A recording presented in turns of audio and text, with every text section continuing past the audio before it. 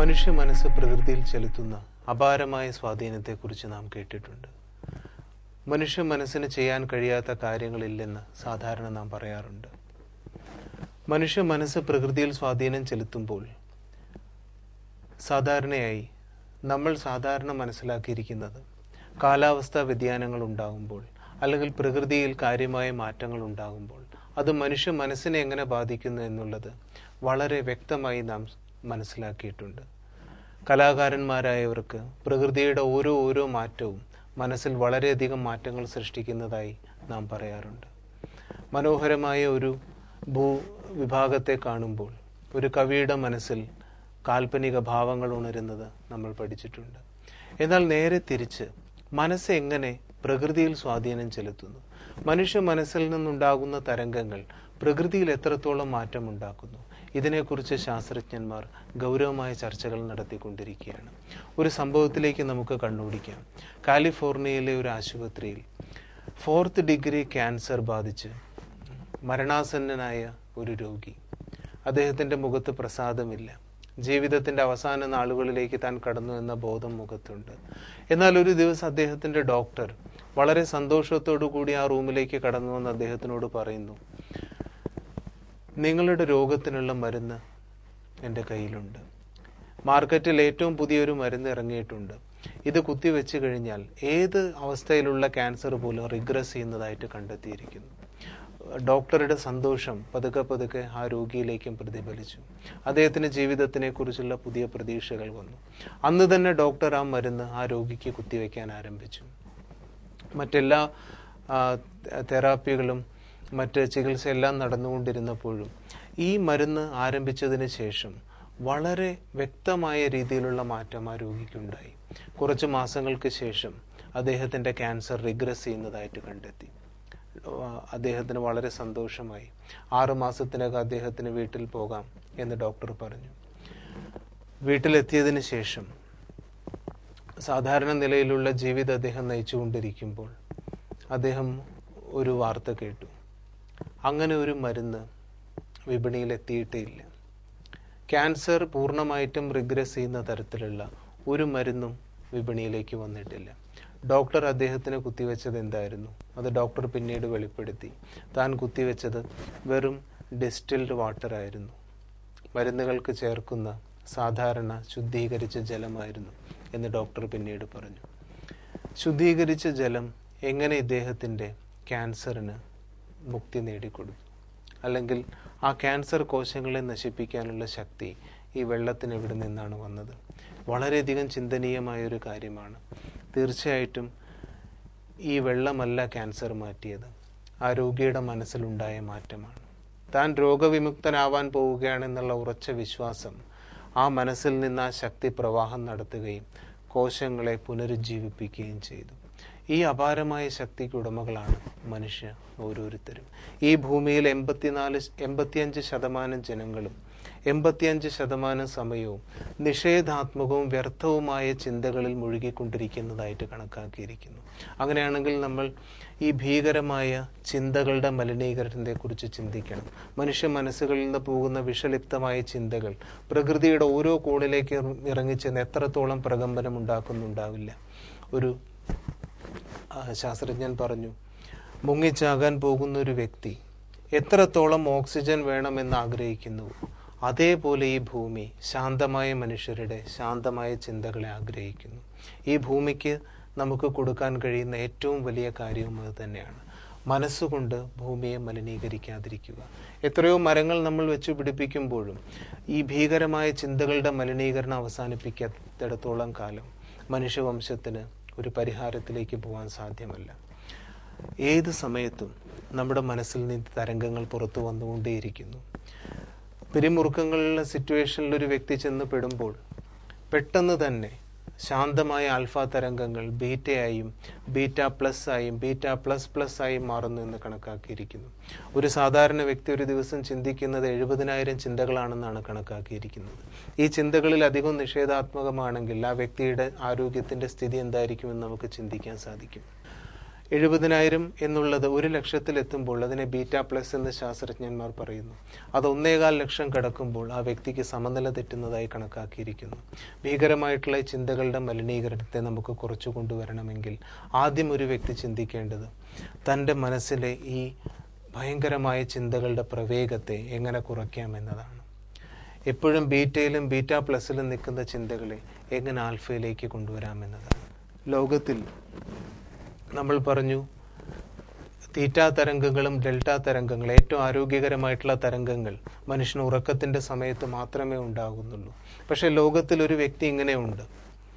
ലോകത്തിൽ എല്ലാ കർമ്മങ്ങൾ ചെയ്തുകൊണ്ടിരിക്കുമ്പോഴും, ഉറങ്ങുമ്പോഴും അല്ലാത്തപ്പോഴും, ജോലി ചെയ്യുമ്പോഴും വിശ്രമിക്കുമ്പോഴും ഡെൽറ്റ തരംഗങ്ങൾ മാത്രം പുറത്തുവിടുന്ന ലോകത്തിലെ ഒരേ ഒരു വ്യക്തിയെ നമുക്ക് പരിചയപ്പെടാം. ദാദി ജാൻകിജി 75 വർഷത്തിൻ്റെ തപസ്സിൻ്റെ ഫലമായിട്ട് എല്ലാ സാഹചര്യങ്ങളിലും ലാൻഗ്ലി പോർട്ടർ ഇൻസ്റ്റിറ്റ്യൂട്ട് മുതൽ ആസ്ട്രേലിയയിലെയും ഇംഗ്ലണ്ടിലെയും അമേരിക്കയിലെയും പല ശാസ്ത്ര പരീക്ഷണശാലകളിൽ ശാസ്ത്രജ്ഞന്മാർ ദാദിയെ കൊണ്ടു ചെന്നിരുത്തി പല രീതിയിലുള്ള പരീക്ഷണങ്ങൾ നടത്തിയപ്പോഴും ഡെൽറ്റ തരംഗങ്ങൾ മാത്രം പുറപ്പെടുവിക്കുന്നതായി കണ്ടെത്തി. ഇത് തീർച്ചയായും മനസ്സിനെ ശാന്തമാക്കിയതിൻ്റെ, മനസ്സിനെ ഈശ്വരാഭിമുഖമാക്കിയതിൻ്റെ നേർഫലം തന്നെയാണ്. എനിക്ക് എൻ്റെ മനസ്സിനെ എങ്ങനെ ഏകാഗ്രമാക്കി വയ്ക്കാൻ കഴിയും? ഇവിടെ നമ്മൾ നമ്മുടെ ആന്തരിക മനസ്സിലേക്ക് തിരിയേണ്ടിയിരിക്കുന്നു. എല്ലാ പ്രശ്നങ്ങൾക്കുമുള്ള പരിഹാരം മനുഷ്യൻ്റെ മനസ്സിൽ തന്നെയുണ്ട്. പക്ഷേ ഈ പരിഹാരം കാണണമെങ്കിൽ 3 ചോദ്യങ്ങൾ ഓരോ വ്യക്തിയും അവനവനോട് തന്നെ ചോദിക്കണം. 1, ഞാൻ ആരാണ്? 2, എൻ്റെ ശക്തികൾ എന്തെല്ലാമാണ്? എനിക്ക് ഈ ലോകത്തിന് എന്ത് കൊടുക്കാൻ കഴിയും? കാരണം മനുഷ്യർ മുഴുവൻ ഇന്ന് ചോദിച്ചുകൊണ്ടിരിക്കുന്ന ചോദ്യം എനിക്ക് ഈ ഭൂമിയിൽ നിന്ന് എന്തെടുക്കാൻ കഴിയുമെന്ന് മാത്രമാണ്. ആ ചോദ്യം ഭൂമിയെ അങ്ങേയറ്റം ഏറ്റവും വലിയ പ്രശ്നത്തിലേക്ക് കൊണ്ടുപോയിക്കൊണ്ടിരിക്കുകയും ചെയ്യുന്നു. ഇവിടെ നമുക്ക് മാറി ചിന്തിക്കാൻ കഴിഞ്ഞാൽ എനിക്ക് എന്ത് പ്രൊവൈഡ് ചെയ്യാൻ കഴിയും, എനിക്ക് ഭൂമിക്ക് വേണ്ടി എന്ത് കൊടുക്കാൻ കഴിയും എന്ന് ചിന്തിക്കാൻ കഴിഞ്ഞാൽ അത് ഭൂമിക്കുള്ള ഏറ്റവും വലിയൊരു വരദാനമായിട്ട് മാറിയേക്കാം. 3ാമത്തെ ചോദ്യം, ഞാൻ എവിടേക്കാണ് പോയിക്കൊണ്ടിരിക്കുന്നത്? ജീവിത യാത്രയിൽ എൻ്റെ വണ്ടി ശരിയായ പാളത്തിൽ തന്നെയാണോ? ഞാൻ ഇങ്ങനെ മുന്നോട്ട് പോവുകയാണെങ്കിൽ എനിക്കും സമൂഹത്തിനും മുഴുവൻ ഗുണം ചെയ്യുന്ന ഒരു വ്യക്തിയായിട്ട് എനിക്ക് മാറാൻ കഴിയുമോ? ഈ 3 ചോദ്യങ്ങൾക്കുള്ള ഉത്തരം നാം കണ്ടെത്തുമ്പോൾ ഈ ഭൂമിക്ക് ഏറ്റവും ആവശ്യമുള്ള ഒരു മാനവൻ എന്ന രീതിയിലേക്ക് നമ്മൾ വരികയാണ് ചെയ്യുന്നത്. നമ്മുടെ ജീവിതത്തിൽ ഉണ്ടാകുന്ന എല്ലാ പ്രശ്നങ്ങളും വെറും 10% മാത്രമാണെന്ന് കണക്കാക്കിയിരിക്കുന്നു. ബാക്കി 90% മനുഷ്യൻ തൻ്റെ ചിന്തകൾ കൊണ്ട് അതിനെ വളരെയധികം വർദ്ധിപ്പിക്കുകയാണ്. തൻ്റെ ഭാവന കൊണ്ട് ആ ചെറിയ പ്രശ്നത്തിനെ വളരെ വലുതാക്കി മാറ്റുകയാണ്. ചിന്ത ചിതയിലേക്ക് എത്തുന്നു എന്നാണ് പറയാറുള്ളത്. സാധാരണ നമ്മൾക്ക് ഒരു ചെറിയ ഉദാഹരണം നോക്കാം. രാവിലെ വീട്ടിൽ നിന്നിറങ്ങിയ ചെറിയ കുട്ടി, ആ കുട്ടി വൈകിട്ട് 6 മണിക്ക് വീട്ടിലെത്താമെന്ന് അമ്മയോട് സമ്മതിച്ചതാണ്. പക്ഷേ വൈകിട്ട് ട്യൂഷൻ കഴിഞ്ഞിട്ടും 6 മണിക്ക് വീട്ടിലെത്തിയിട്ടില്ല. കുട്ടിയുടെ കയ്യിൽ മൊബൈൽ ഫോൺ ഉണ്ട്, ഇതുവരെ ഫോൺ വിളിച്ചിട്ടില്ല. അമ്മ ആ ഫോണിലേക്ക് വിളിച്ചപ്പോൾ ആ ഫോൺ റിങ് ചെയ്യുന്നുണ്ടെങ്കിലും അതാരും എടുക്കുന്നില്ല. സമയം 7 സമയം 8 മണിയായി. അമ്മ എന്തിനെക്കുറിച്ചാണ് ചിന്തിക്കുന്നത്? എൻ്റെ കുട്ടി കുഴപ്പം കൂടാതെ മടങ്ങി വരുമെന്ന് സാധാരണ അമ്മമാർ ചിന്തിക്കുന്നില്ല. അമ്മമാരുടനെ ചിന്തിക്കുന്നത് ഇന്നലെ കൂടി പേപ്പറിൽ കണ്ടതാണല്ലോ, ഇങ്ങനൊരു ആക്സിഡൻ്റ് ഉണ്ടായി, അല്ലെങ്കിൽ വേറെ പ്രശ്നങ്ങളുണ്ടായി. ചിന്ത വളരെ പെട്ടെന്ന് ചിതയിലേക്ക് എത്തുകയാണ്. ഇതെന്തുകൊണ്ടാണ് സംഭവിക്കുന്നത്? നമ്മൾ നമ്മുടെ മനസ്സിനെ നിഷേധാത്മകമായി ചിന്തിക്കാൻ പഠിപ്പിച്ചു കഴിഞ്ഞു. ഈ രീതിയിലുള്ള ചിന്താ രീതി നമ്മുടെ മനസ്സിനെ കൂടുതൽ പ്രശ്ന കലുഷിതമാക്കി മാറ്റുകയാണ്. 8:30 ആയപ്പോൾ ആ കുട്ടി തിരിച്ചു വന്നു. വേറൊരു സുഹൃത്തിനെ, ഇതുവരെ വളരെയധികം കാലങ്ങളായി കാണാത്തൊരു സുഹൃത്തിൻ്റെ വീട്ടിലേക്ക് പോയതാണ്. കളിക്കുന്നതിനിടയിൽ ഫോൺ മാറ്റിവെച്ചു. ഫോൺ എടുക്കാൻ സാധിച്ചില്ല. തിരിച്ച് ആ കുട്ടിയുടെ അച്ഛൻ തന്നെ ഈ കുട്ടിയെ വീട്ടിലേക്ക് തിരിച്ചെത്തിക്കുകയും ചെയ്തു. യാതൊരു പ്രശ്നങ്ങളും ഉണ്ടായില്ല. പക്ഷേ ചിന്താരീതിയിലുള്ള മാറ്റം നമ്മളെ ചിന്തയിൽ നിന്ന് ചിതയിലേക്ക് എത്തിക്കുന്നു എന്ന് പറയാറുണ്ട്. അടുത്ത നിയമം നമ്മൾ മനസ്സിലാക്കേണ്ടത് വളരെ മനോഹരമായ ഭൂമിയാണെന്ന് ചില മനുഷ്യർ പറയാറുണ്ട്. പക്ഷെ വേറെ ചിലർ പറയും ഈ ഭൂമി പ്രശ്ന കലുഷിതമാണ്. ഇതിലേതാണ് ശരി? യഥാർത്ഥത്തിൽ ഭൂമി പ്രശ്നമുള്ളതാണോ പ്രശ്നമില്ലാത്തതാണോ എന്നുള്ളതല്ല. ഞാൻ അതിനെ എങ്ങനെയാണ് നോക്കിക്കാണുന്നത്? ഭൂമിയെ നമുക്ക് എങ്ങനെ വേണമെങ്കിലും നോക്കിക്കാണാം. ജീവിതത്തെ എങ്ങനെ വേണമെങ്കിലും നോക്കിക്കാണാം. മനസ്സിൽ സകാരാത്മകമായ ചിന്തയുള്ള ഒരു വ്യക്തി ജീവിതത്തെ വളരെ മനോഹരമായ ഒന്നാണെന്ന് കാണുന്നു. ഏത് പ്രശ്നത്തിനിടയിലും ഒരു രജതരേഖ അവർ കണ്ടുപിടിക്കുന്നു. എന്നാൽ നിഷേധാത്മകമായി ചിന്തിക്കുന്ന ഒരു വ്യക്തിക്ക് എത്ര സൊല്യൂഷൻ കൊടുത്താലും അവരതിലെ പ്രോബ്ലം എന്താണെന്ന് ചിന്തിക്കുന്നു. അടുത്ത നിയമമാണ്, മനുഷ്യർ മുഴുവൻ നേട്ടങ്ങളുടെ പിന്നാലെയാണ്. എന്തിനാണ് നേട്ടങ്ങൾ ഉണ്ടാക്കുന്നത്? കാരണം നേട്ടങ്ങൾ ഉണ്ടാകുമ്പോൾ ജീവിതത്തിൽ സന്തോഷമുണ്ടാകുമെന്ന് കണക്കാക്കുന്നു. എന്നാൽ നേട്ടങ്ങൾ ഉണ്ടാകുമ്പോഴല്ല സന്തോഷമുണ്ടാകുന്നത്. ആത്മീയത നമ്മളെ പഠിപ്പിക്കുകയാണ്, ഒരു വ്യക്തിക്ക് സന്തോഷമായി ഇരിക്കാൻ കഴിയുമ്പോൾ എല്ലാ നേട്ടങ്ങളും ആ വ്യക്തിയിലേക്ക് വന്നു ചേരുന്നു. ഒരു കാന്തം പോലെ പ്രവർത്തിച്ച് ആ വ്യക്തി ലോകത്തിലുള്ള സമൃദ്ധിയെ മുഴുവൻ തന്നിലേക്ക് ആകർഷിക്കുന്നതായിട്ട് കണക്കാക്കുന്നു. ഈ ഒരു നിയമം നമ്മൾ പ്രാവർത്തികമാക്കാൻ തുടങ്ങിയാൽ നമ്മുടെ ജീവിതത്തിൽ പിന്നീട് ദുഃഖങ്ങൾ ഉണ്ടാവില്ല. ജീവിതത്തിലെ നാം മനസ്സിലാക്കേണ്ട അടുത്ത നിയമം, ധാരാളം പേര് പറയാറുണ്ട്, ഇടയ്ക്ക് ദുഃഖത്തിൻ്റെ സംഭവങ്ങളാണ്, ഇടയ്ക്ക് മാത്രം സുഖത്തിൻ്റെ സംഭവങ്ങളാണ്. എന്നാൽ യഥാർത്ഥത്തിൽ ഒന്നും സംഭവിക്കുകയല്ല. ഞാൻ എല്ലാത്തിനെയും ആകർഷിക്കുകയാണ്. എങ്ങനെയാണ് ആകർഷിക്കുന്നത്? എൻ്റെ ചിന്താരീതി കൊണ്ട്, ഞാൻ പറയുന്ന വാക്കുകളിലൂടെ, ഞാൻ ചെയ്യുന്ന കർമ്മത്തിലൂടെ. ഈ ഒരു കല ആര് പഠിക്കുന്നുവോ അവരുടെ ജീവിതത്തിൽ പിന്നീട് പ്രശ്നങ്ങൾ ഉണ്ടാവുന്നില്ല. വീണ്ടും നമ്മൾ പഠിച്ചിരിക്കേണ്ട വേറൊരു പ്രധാനപ്പെട്ട ഒന്ന്, നമ്മൾ സാധാരണ കുട്ടികളോട് പറയാറുണ്ട്, അല്ലെങ്കിൽ നമ്മൾ തന്നെ മനസ്സിലാക്കി വെച്ചിട്ടുണ്ട്, ജീവിതത്തിൽ വിജയം വേണമെങ്കിൽ കഠിനാധ്വാനം ചെയ്തേ മതിയാവൂ. എന്നാൽ ആത്മീയത ഇത് സമ്മതിക്കുന്നില്ല. കാരണം ഒരു വ്യക്തിക്ക് കഠിനാധ്വാനം ചെയ്യേണ്ടി വരുന്നത് എപ്പോഴാണ്?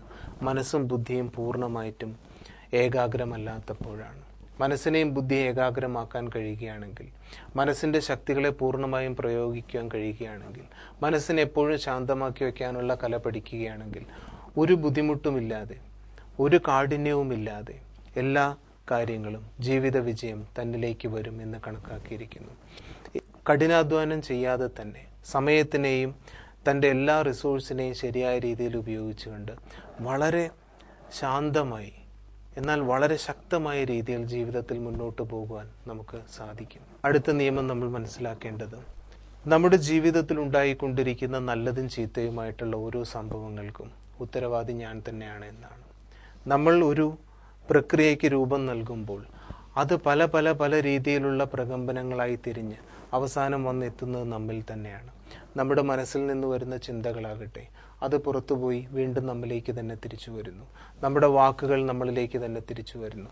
നമ്മുടെ ചിന്ത, നമ്മുടെ പ്രവൃത്തികൾ നമ്മളിലേക്ക് തന്നെ തിരിച്ചു വരുന്നു. സ്വാമി വിവേകാനന്ദൻ ഒരിക്കൽ പറഞ്ഞു, നിങ്ങളൊരു റൂം എടുത്ത് അതിനകത്ത് അടച്ചിരുന്ന് ഒരു വ്യക്തിയെക്കുറിച്ച് മോശമായത് ചിന്തിച്ചാലും ആ ചിന്തിക്കുന്ന നിമിഷത്തിൽ തന്നെ അത് ആ വ്യക്തിയിലേക്ക് എത്തുകയും അവിടെ നിന്നുള്ള റിയാക്ഷൻ നിങ്ങളിലേക്ക് വരാൻ തുടങ്ങുകയും ചെയ്തു കഴിഞ്ഞു. ഇങ്ങനെയുള്ള ചിന്തകളുടെ ഭയങ്കരമായ ചങ്ങല കണ്ണിയെ നമ്മൾ നോക്കുമ്പോൾ എത്ര എത്ര എത്ര രീതിയിലാണ് ഇത് ലോകത്തിനെ മലിനീകരിച്ചു കൊണ്ടിരിക്കുന്നത്. നിഷേധാത്മകമായി നമ്മളൊരു വ്യക്തിയെക്കുറിച്ച് ചിന്തിക്കുമ്പോൾ അത് എത്ര തരത്തിലുള്ള പ്രകമ്പനങ്ങൾ ഉണ്ടാക്കുന്നുണ്ട്. ഇവിടെ നമുക്ക് നമ്മുടെ മനസ്സിനെ ശാന്തമാക്കി മാറ്റാം. നമ്മെക്കുറിച്ചും മറ്റുള്ളവരെക്കുറിച്ചും സകാരാത്മകമായ ചിന്തയിലേക്ക് നമുക്ക് മടങ്ങി വരാം. ഇവിടെ നാം മനസ്സിലാക്കേണ്ടത്, സമ്പൂർണമായൊരു ആന്തരിക പരിവർത്തനം നമുക്കുണ്ടായേ മതിയാവും. എങ്ങനെയാണ് ഈ പരിവർത്തനം നടക്കേണ്ടത്? ഇതിന് 5 സ്റ്റെപ്പുകളുണ്ടെന്ന് പറയുന്നു. ഈ 5 ഇംഗ്ലീഷ് വാക്കുകൾ നമുക്ക് മനസ്സിൽ സൂക്ഷിക്കാം. 1 earn, 2 learn, churn, burn and turn. ഈ 5 വാക്കുകളുടെ അർത്ഥത്തിലേക്ക് നമ്മുടെ മനസ്സിറങ്ങുമ്പോൾ നമ്മുടെ ജീവിതം സുഖമയമായി തീരുന്നു. ആദ്യം നമുക്ക് ഏണിംഗ് ആവശ്യമുണ്ട്. എന്ന് വെച്ചാൽ ഒരു നല്ല ജീവിതത്തിലേക്ക് പോകാനുള്ള ത്വര, ആന്തരിക പ്രചോദനം നമുക്ക് വേണം. അത് വന്നു കഴിഞ്ഞാൽ ലേണിംഗ് അടുത്ത സ്റ്റെപ്പിലേക്ക് പോകും. ജീവിതത്തെ സുഖകരമാക്കി മാറ്റുന്ന കാര്യങ്ങൾ എന്തെല്ലാമാണെന്ന് ഞാൻ പഠിക്കാൻ ആരംഭിക്കണം. ആത്മീയ ജ്ഞാനത്തിൻ്റെ അഭ്യാസം ചെയ്യണം, ധ്യാനത്തിൻ്റെ അഭ്യസനം ചെയ്യണം. 3ാമത് ചേണിംഗ് നടക്കണം. ഈ പഠിച്ചതിനെ ഞാൻ നിരന്തരം മനനം ചെയ്ത് എൻ്റെ ജീവിതത്തിൻ്റെ ഭാഗമാക്കി മാറ്റണം. മനനം എപ്പോൾ നടക്കുന്നുവോ, ചേണിംഗ് എപ്പോൾ നടക്കുന്നുവോ, ബേണിംഗ് സ്വതവേ നടന്നോളും. എന്താണ് ബേണിംഗ്? എൻ്റെ ഉള്ളിലുള്ള ആവശ്യമില്ലാത്ത എല്ലാ അഴുക്കുകളും കത്തിപ്പോയിക്കൊണ്ടിരിക്കും. ആ ബേണിംഗ് എപ്പോൾ നടക്കുന്നുവോ ഞാൻ ടേണായി മാറുകയാണ്, ഒരു പുതിയ വ്യക്തിയായി മാറുകയാണ്. അങ്ങനെയുള്ള വ്യക്തികളെയാണ് ഇന്ന് ലോകത്തിന് ആവശ്യം. ആ പ്രക്രിയയിലേക്ക് ഇനി നമുക്ക് ശ്രദ്ധ ചെലുത്താം. എങ്ങനെ പൂർണ്ണമായും ആന്തരിക പരിവർത്തനം ഉണ്ടാക്കി നമുക്ക് ഈ ലോകത്തെ നയിക്കുന്ന ഒരു വ്യക്തിയായിട്ട് മാറും.